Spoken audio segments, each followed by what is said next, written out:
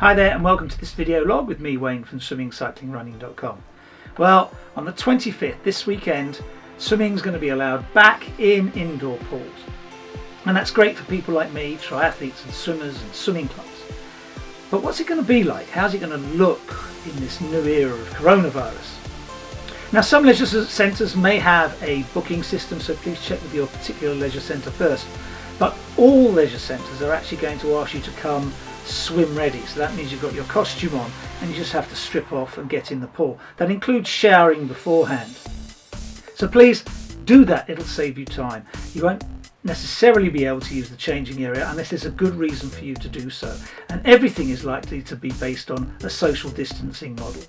Okay, so let's zip over to the computer and actually have a look at how Swim England feel things are going to go over the next few weeks and months. Now here we're looking at the overall pool structure, but every leisure centre is likely to have a one-way system in it. Let's first initially take a look at the changing area, which is going to be exactly the same as it always has been with the lockers and the showers there. But you're going to be asked to have a route in and a route out based on social distancing. Now, there are likely to be various of these routes, but they should be really well signposted. You're also being asked to come swim ready, so in your swimming costume. Bear that in mind. Now with the shallow end and the deep end, there are two routes in. There's accessibility swimmers and those who are less confident and those who are more confident. Now the shallow end will obviously be for those who are less confident and the deep end for those who are more confident. When you're getting out of the pool, it's not certain that you're going to have to cross the lanes to get to the stairs to exit. Likely as not, you will be able to hop over the end of the lane and join the exit route, so long as you adhere to social distancing.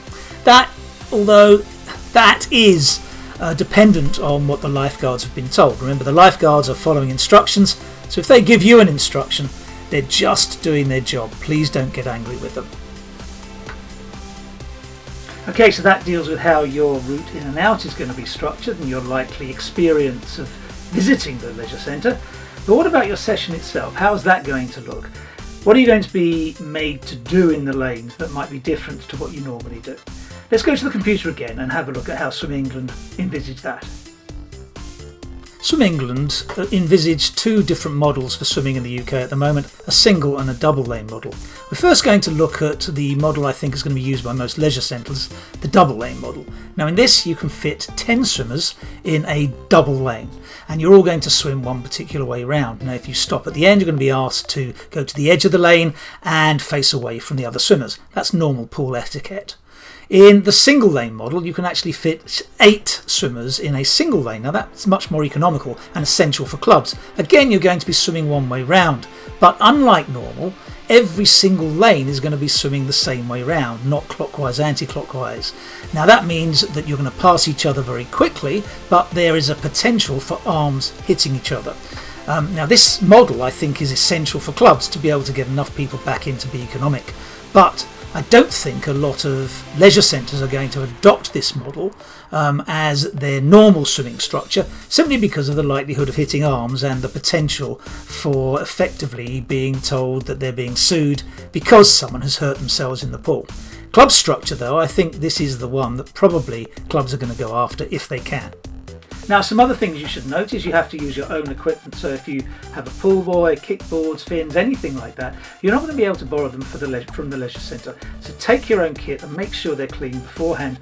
Although washing in chlorinated water is actually disinfecting something for the coronavirus. Coronavirus does not apparently survive in chlorine. Now it says showers will be available, so on the way out you could shower, dry, change and go. But there is going to be a one-way system and the use of things like lockers and changing rooms may be limited. You should really check with your leisure centre beforehand before you plan to actually change in the changing rooms. That may not be possible in your particular leisure centre, so it's better to be safe than sorry and actually find out these things beforehand. Well, it's going to be wonderful to be back. I can't yet do any one-to-ones or morning training. Hopefully that will be coming in the next few weeks, but hopefully this has helped you when you want to go back into the pool, or if you're a club and you're planning to go back over the next week or so. So thanks very much for watching. Have a wonderful weekend wherever you're swimming, triathloning, running or cycling. Please remember to subscribe and hit that notification button and give us a thumbs up if you enjoyed this or found it useful. Thanks very much for watching. We'll see you soon. Keep well and keep coronavirus safe.